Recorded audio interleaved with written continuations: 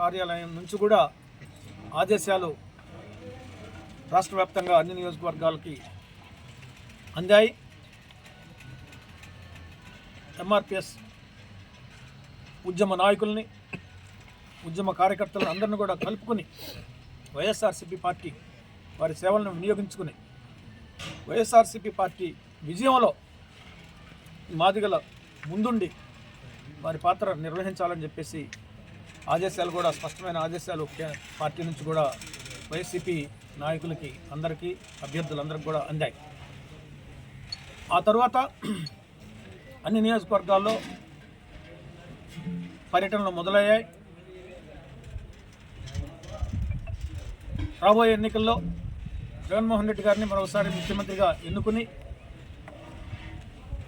ఈ రాష్ట్రం అభివృద్ధి సంక్షేమంలో అగ్రగామి రాష్ట్రంగా ముందుండటానికి చేసే ప్రయత్నంలో మాదిగల కృషి, మాదిగల యొక్క పాత్ర, మాదిగల జాతి యొక్క అండ ఉండాలని చెప్పేసి మాదిగ జాతి మొత్తానికి కూడా మేము విజ్ఞప్తి చేస్తూ ఉన్నాము. ఇందులో భాగంగా ఈరోజు బ్రహ్మయ్య మాదిగ గారు వారి నిర్వాహక వర్గంతో రాష్ట్ర జిల్లా సమావేశం ఇక్కడ ఏర్పాటు చేస్తున్నారు.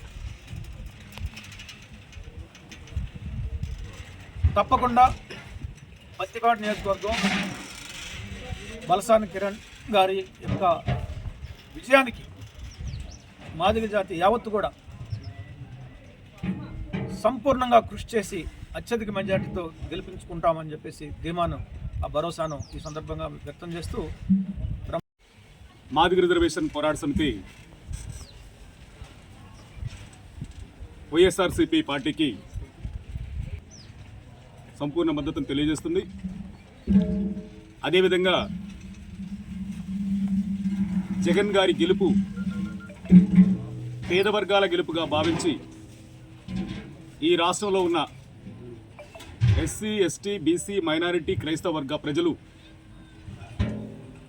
జగన్ గారి గెలుపు కోసం కృషి చేయాలని, జగన్ గారిని గెలిపించుకుంటేనే పేదలకు, పేద కుటుంబాలకు మేలు జరుగుతుందని, అలా కాకుండా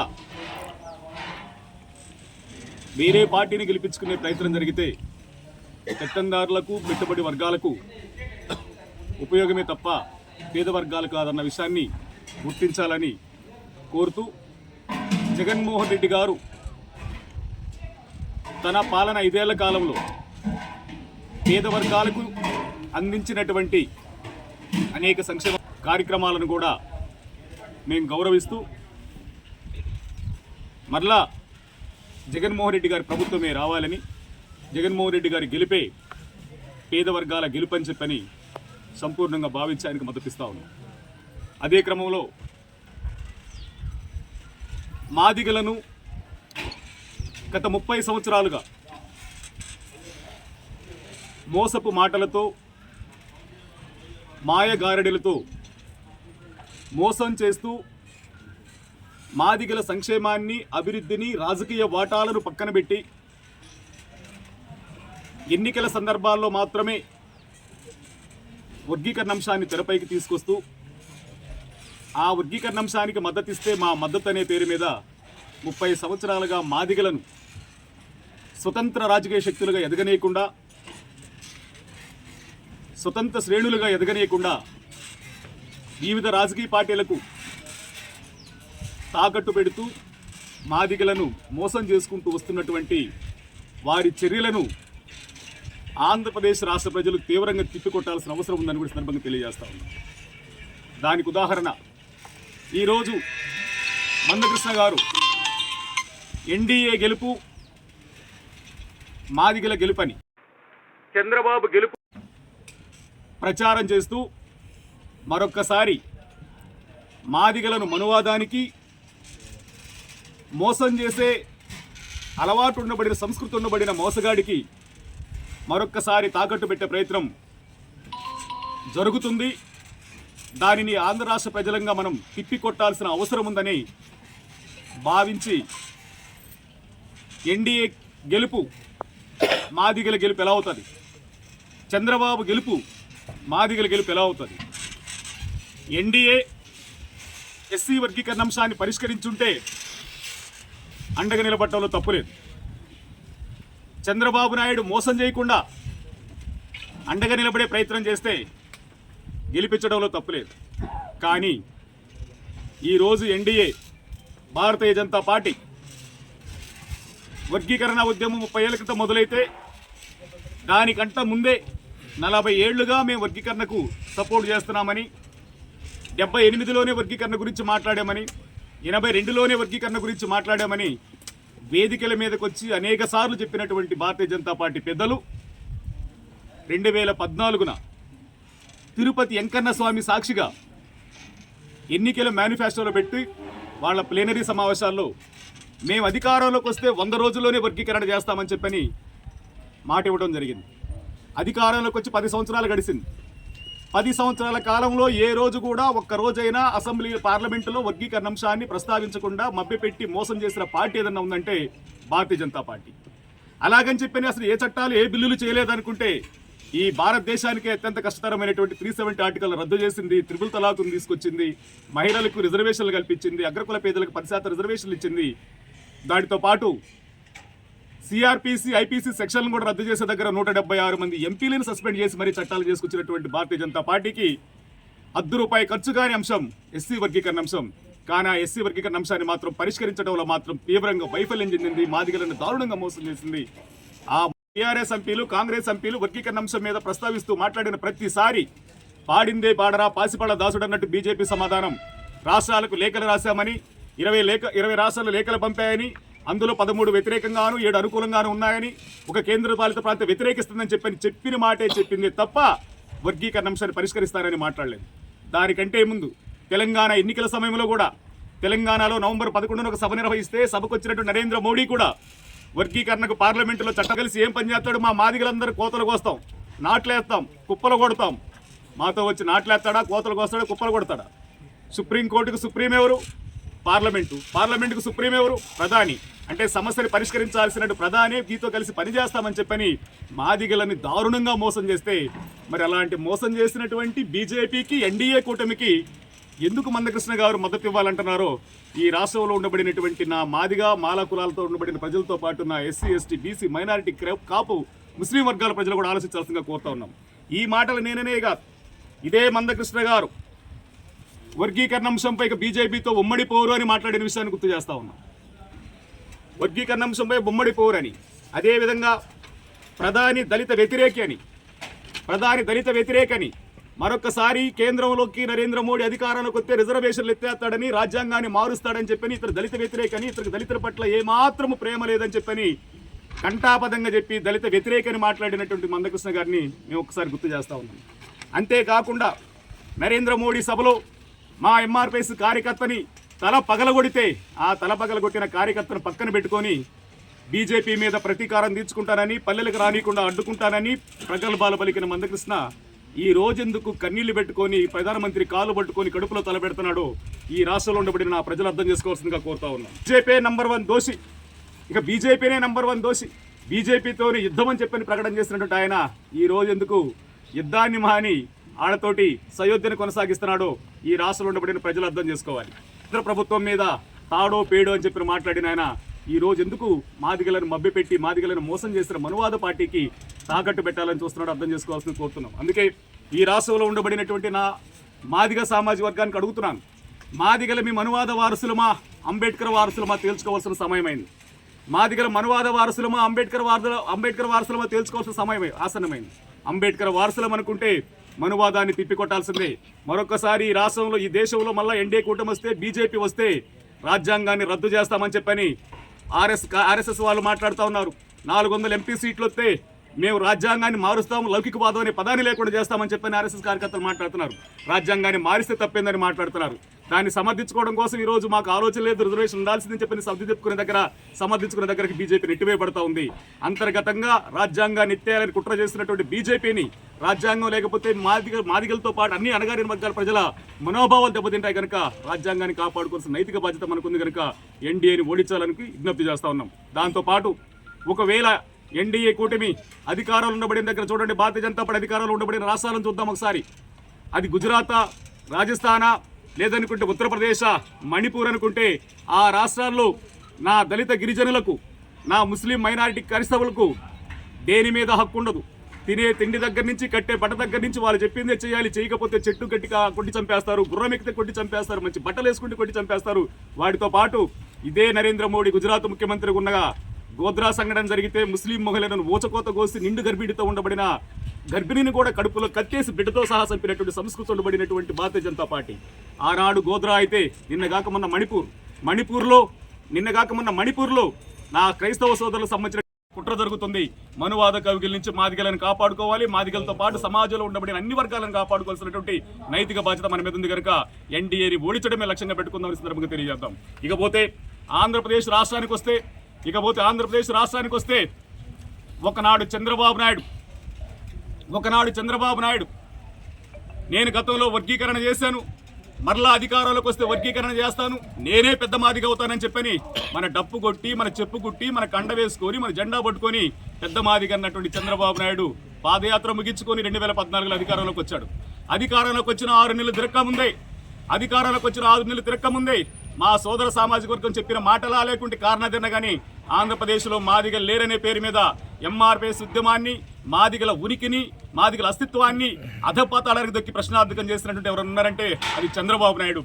ఆ చంద్రబాబు నాయుడు మాదిగలని ఆంధ్రప్రదేశ్లో మీటింగులు పెట్టుకొని లేదు, ఆంధ్రప్రదేశ్లో అడుగు పెట్టని లేదు, అమరావతికి మాదిగలు అంటరాని వారిగా చేశారు. ఆంధ్రప్రదేశ్లో మాదిగలు తిరగాలంటేనే తిరగలేని పరిస్థితి, మీటింగులు పెట్టలేని పరిస్థితి. ఎంఆర్పీఎస్ కార్యకర్తల మీద కేసులు పెట్టి జైలుకు పంపి ఎంఆర్పీఎస్ ఉద్యమకారుల జీవితాలని చంద్రం చేసిన చంద్రబాబు నాయుడికి ఈ రోజు నువ్వు మద్దతిస్తూ మళ్ళా చంద్రబాబు గెలుపు, మాదిగల గెలుపు అని ఎలా అంటున్నాడో మందకృష్ణ సమాధానం చెప్పాలి. ఒకవేళ ఉద్యమాన్ని అణిచేసినటువంటి చంద్రబాబుకి మాదిగల మద్దతు అడగడానికి సిగ్గుండాలి. ఒకవేళ ఆయన అడిగినా మాదిగల మద్దతు నీకే అని చెప్పడానికి కూడా మందకృష్ణ గారికి కూడా సిగ్గుండాలి. ఎందుకంటున్నానంటే ఈ మాట నేను వ్యక్తిగతంగానే మాట కాదు, ఇదే మందకృష్ణ గారిని హైదరాబాద్ నుంచి ఆంధ్రప్రదేశ్లో అడుగు పెడితే పలుమార్లు అరెస్ట్ చేసి ఆంధ్రప్రదేశ్లో తిరగనీయకుండా ఆయన ఇంటిలో వదిలిపెట్టిన సందర్భాన్ని మేము గుర్తు చేస్తా ఉన్నాం. ఎన్నిసార్లు అరెస్ట్ చేసి ఆయన ఇంటిలో వదిలిపెట్టాడంటే 10 సార్లు పైన అరెస్ట్ చేసి తీసుకెళ్ళి ఇంటి. కానీ ఆయన ఆ చంద్రబాబు నాయుడికి మంచి బుద్ధి ప్రసాదించాలని చెప్పిన మా గుణదల మా మేరీ మాతను కోరాడు, తిరుపతి వెంకన్న స్వామిని కోరాడు, గుళ్ళు గోపురాలను తిరిగి చంద్రబాబు నాయుడికి మంచి బుద్ధి ప్రసాదించమన్నటువంటి మందకృష్ణ ఈ రోజు మాదిగ ఉద్యమాన్ని నడిచేసినటువంటి చంద్రబాబు నాయుడికి మద్దతు ఇవ్వడం అంటే ఒక్కసారి ఆలోచించండి. వద్దన్నా తరిమినా మళ్ళా చంద్రబాబు నాయుడు కవిగిరిలో కరిగిపోవడానికి ఎందుకు మందకృష్ణ గారు ఇష్టపడుతున్నారు? వాళ్ళిద్దరి మధ్య ఉండబడిన అక్రమ సంబంధం ఏందో ఈ రాష్ట్రంలో ఉండబడినట్టు నా ప్రజలు అర్థం చేసుకొని ఆ అక్రమ సంబంధాన్ని తిప్పికొడుతూ తగిన విధంగా బుద్ధి చెప్పడానికి సిద్ధపడాల్సిందిగా కోరుతున్నాం. ఆ మాటలు కూడా నేనేనే కాదు, ఇదే మందకృష్ణ గారు ఆ రోజు నంబర్ 1 మోసగాడు చంద్రబాబు నాయుడు అన్నాడు. చంద్రబాబు నాయుడు మోసం చేయడం అనేది ఆయనకి వెన్నతో పెట్టిన విద్య. ఎన్నుపోటుదారుడు, మోసగాడు, నమ్మకద్రోహి మాట అనగదొక్కుతున్నా చంద్రబాబు అని చెప్పి ఆ రోజు ప్రకటన చేశాడు. మాదిగలను అనగదొక్కుతున్నా చంద్రబాబుని ప్రకటన చేశాడు. ఆ రోజు కూడా మేము పక్కనే ఉన్నాం. మరి ఆ చంద్రబాబు అని చెప్పని మాట్లాడాడు. చంద్రబాబుకు బుద్ధి చెబుతాము అని చెప్పని మాట్లాడాడు. చంద్రబాబు నాయుడికి బుద్ధి చెబుతామని కూడా మాట్లాడాడు. మాట్లాడిన విషయాన్ని మీకు గుర్తు చేస్తూ ఉన్నాం. చంద్రబాబుతో నాకు ప్రాణహాని ఉందని. మరి చంద్రబాబుతో ప్రాణహాని ఉందంటే అర్థమైంది, చంద్రబాబు నాయుడు నిన్ను చంపడానికి ప్రయత్నం చేస్తున్నాడనే కదా. చంద్రబాబు నాయుడు అంత కూడా నిన్ను చెప్పకుండా చెప్పినట్టు కదా. మరి ఈ రోజు ఆయన ఒకనాడు నిన్ను చంపడానికి ప్రయత్నం చేసిన అంతకుడు ఈ రోజు నీకు అంత మిత్రుడు ఎలా అయ్యాడు? మరి చంద్రబాబు నాయుడు గెలుపు, మాదిగల గెలుపు ఎలా అవుతుందో సమాధానం చెప్పాలి. ఈ రాష్ట్ర ప్రజలు అర్థం చేసుకోవాలి, ఈ రాష్ట్ర ప్రజలు నిలదీయాలి, ఈ రాష్ట్ర ప్రజలు ప్రశ్నించడంతో పాటు మోసం చేసిన వాడికి మరొక్కసారి మాదిగ జాతిని తాకట్టు పెట్టే ప్రయత్నాన్ని తిప్పికొట్టాలి. మోసం చేసే వాడిని పదే నమ్మి మోసపోవద్దని చెప్పి కూడా సందర్భంగా తెలియజేస్తున్నాం. అదేవిధంగా మాదిగలను మనువాదం వైపు కాకుండా అంబేద్కర్ కోరుకోబడినటువంటి లౌకికవాదం వైపు మనం పోవాలని కోరుతా ఉన్నాం. మను ధర్మాన్ని తగలబెట్టిన అంబేద్కర్ వైపు నిలబడదామా? మనువాద కవిగిల్లోకి మాదిగలను చేర్చి ఈ దక్షిణాది రాష్ట్రాల్లో లక్ష్మణుడిగా ఉండి మాదిగల మొత్తాన్ని నిద్రావస్థలోకి నెడదామని చూస్తున్నటువంటి నాయకుడి వైపు నిలబడదామా అనేది ఆంధ్ర రాష్ట్రంలో ఉండబడిన నా ప్రజలు అర్థం చేసుకొని దాన్ని తిప్పికొట్టాలని చెప్పి ఈ సందర్భంగా విజ్ఞప్తి చేస్తున్నాం.